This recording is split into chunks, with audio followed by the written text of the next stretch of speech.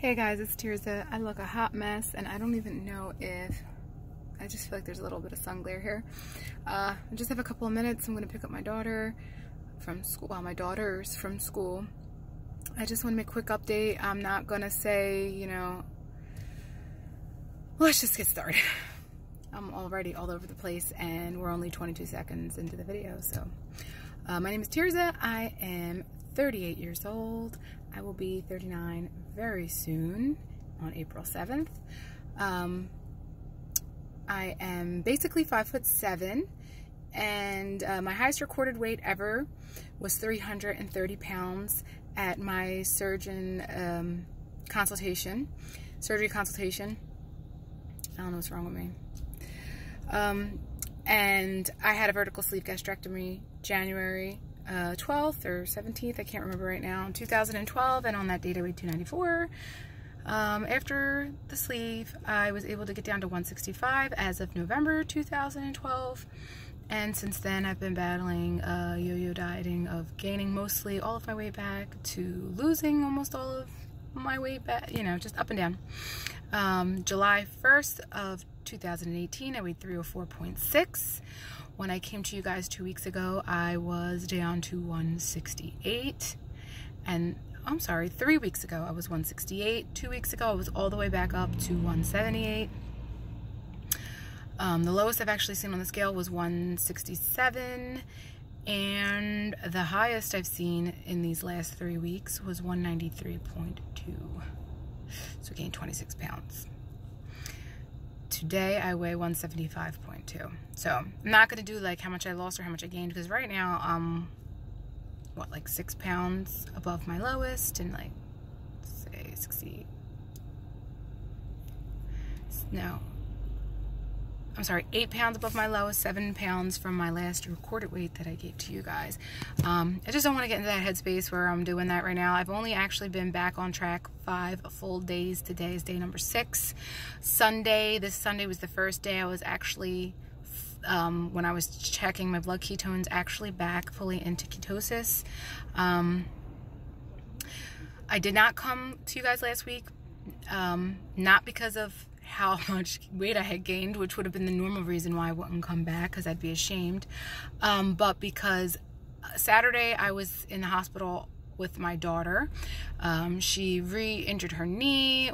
There's a whole bunch of stuff that we've discovered now. She goes back for an ortho specialist April 9th. I don't know why it's taking so long to get in there, but apparently with my age and how messed up my knees are, that I have no ligaments and cartilage, and I have arthritis and this, that, and the other. And my daughter was also misdiagnosed.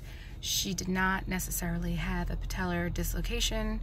I think she did have an MCL tear though. She has what is called patella alta, which is a birth defect. And most likely what leads them to suspect that it's a birth defect is that it might be hereditary. Because of my situation of being my age, despite morbid obesity, I shouldn't be in the shape that I am now. And I have been complaining about my knees since I was 10 and not obese. So, that's that. And now, this Saturday, I was in the hospital. Hence, hot mess. Look at my nails. They all broke off. Those were actually my real nails. I have that dip powder thingy that makes them like a little hard, and now it's a disaster. But anyway, I was in the hospital. I was having severe pelvic pain in my lower abdomen next to my right hip bone. I was leaving it alone for quite a while because I knew I had only been back on plan like 2 days, and I was eating like a monster, just binge eating like crazy, and everything was crap. Thai food, Mexican food, not that that's crap, it's phenomenal, but it's not for me. Sugar and carbohydrates. Easter chocolate, like tons of it, good and plenty, everything, just eating like just a train. I was a train wreck. Everything that I shouldn't be having, I was having. And the only thing that got me back on plan, see, every day I tried to get back on plan, every day, since that Tuesday when I reported to you guys. Wednesday, right away, I tried to get back on plan, did great, till 4 o'clock, and then all of a sudden, the voices in the head from the sugar demons were coming at me. You're starving. Eat some food. Next day, try it again. between 4 and 6 o'clock, back at me, torturing me. I did good every day until that time period. So what I realized was, for me to get back on it, since I was full blown back into my sugar addict stage, binge compulsive eating, that I could not just jump right back in and eat how I was eating for a person who was basically 167 pounds at a lower calorie rate and this, that, and the other. So what I did for 3 days, was it 3 days or 2 days? I can't remember. Was I started eating the way I ate when I first started this journey in July, which was to eat low carb and to not really weigh my food, measure my food, count macros or any of that. I tried to stay as ketogenic as possible, tried to stay as unprocessed for the foods as possible, but I ate as much as I want whenever I want it. I did that for a couple days and it did the trick. I was able to go right back on. Now, I knew I wasn't going to see any real weight loss doing that because that's what I was doing at 304 pounds. Calories are still calories, although I do believe 1,000 calories of salad and chicken are not equal to 1,000 calories of ice cream and what they do to your body. I don't believe that at all. However, there's still something to calories. So I knew I couldn't continue to just wild abandon even on keto foods. So the last couple of days I've been back to tracking and trying to stick to my guns, and I wind up losing like 16 of the 26 pounds I gained, I guess, or more. I don't know. I don't want to add it up until I get back to the 168, which was my last recorded weight. So when I get there, I will start telling you how much I lost and how much I gained and all that again. But back to, I went to the hospital because I was having, see how I can just go on these crazy things. I think it's because of my lack of sleep, because I haven't slept in days. Last night was like my first real sleep and I only got 3 hours and it was interrupted.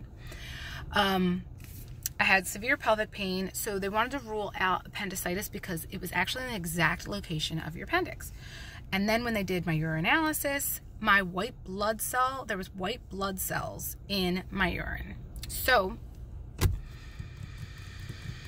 they took me for a CT scan. When they did the CT scan, gallbladder looked good, liver looked good, kidneys looked good. Thank God my dad had kidney failure. Spleen was the right size. Pancreas looked good. But my right ovary was about two sizes bigger than my left. Also, I had what was called the thickening of the bladder wall. So they sent me to have internal ultrasound and an external ultrasound to see, make sure I wasn't having an ovarian torsion. That is like when your ovary twists. They said that I had pretty good flow to the ovaries, like blood flow, so they weren't concerned that that's what I had, or if I did, it was the beginnings or it was a partial. So I have to follow up tomorrow. I see that one of my doctors, but I have to follow up with the GYN, my primary doctor. I have an appointment with my primary doctor on the 16th, so I'm not bothering with that since the GYN is getting me in tomorrow. Anyway, another thing they saw was some kind of cell growth from the uterus that's going out into my body. I can't think of what it's called, endomyosis or something. It's related to endometriosis. So I just got all kinds of crazy stuff happening down there, but they sent me home and said follow up.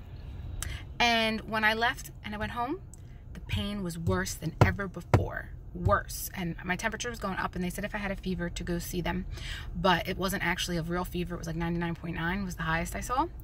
And for 2 to 3 days I was in excruciating pain. Today is the first day. There's still pain on the right side, but it had moved actually across my whole entire pelvic area.